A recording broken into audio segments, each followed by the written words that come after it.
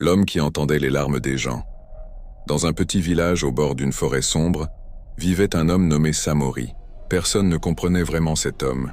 Il ne parlait pas beaucoup, il souriait rarement, mais chaque soir, on le voyait marcher seul près du grand arbre du cimetière, comme s'il écoutait quelque chose, ou quelqu'un.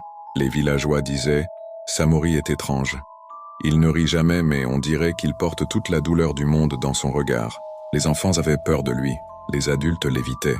Seule une vieille femme aveugle l'accueillait chez elle pour le thé. Elle disait toujours « Vous voyez qu'il est pauvre. Moi, j'entends qu'il pleure. » La nuit où tout a changé. Un soir d'orage, le village fut frappé par une terrible nouvelle. Une enfant avait disparu. Personne ne savait où elle était. Et la forêt devenait de plus en plus noire chaque seconde. Les villageois cherchèrent en courant, en criant son nom.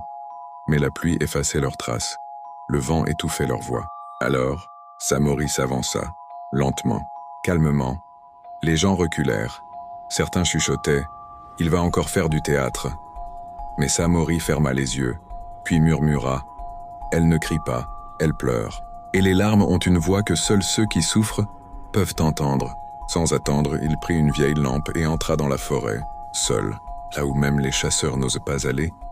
La forêt semblait vivante. Le vent sifflait comme si des âmes gémissaient entre les arbres. La pluie frappait les feuilles, comme des tambours funéraires.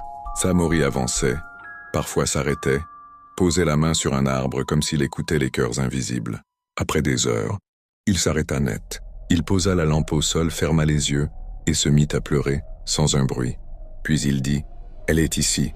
Quelqu'un a couvert sa bouche pour qu'on ne l'entende pas.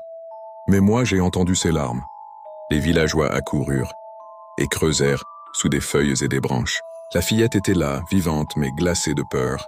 Quand elle ouvrit les yeux et vit Samori, elle lui dit simplement « Tu as entendu ma voix, même quand je n'arrivais plus à parler. » À cet instant, tout le village trembla. Non pas de froid, mais de honte. L'histoire ne s'arrête pas là. Le lendemain, la fillette raconta « Dans la forêt, j'ai crié, mais ma voix ne sortait plus.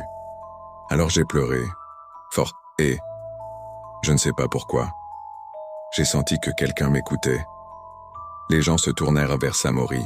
Il ne disait rien. Ses yeux étaient rouges, comme s'il avait porté toute la tristesse de l'enfant dans son propre cœur. Le chef du village s'approcha et demanda « Samori, comment as-tu su où elle était? Tu es sorcier? Tu es fou? Tu es quoi exactement ?» Samori releva la tête et murmura « Il suffit parfois d'avoir souffert soi-même pour entendre ce que les autres ne disent pas. » Un mois plus tard, Samori mourut dans son sommeil. Certains disent que son cœur était trop lourd.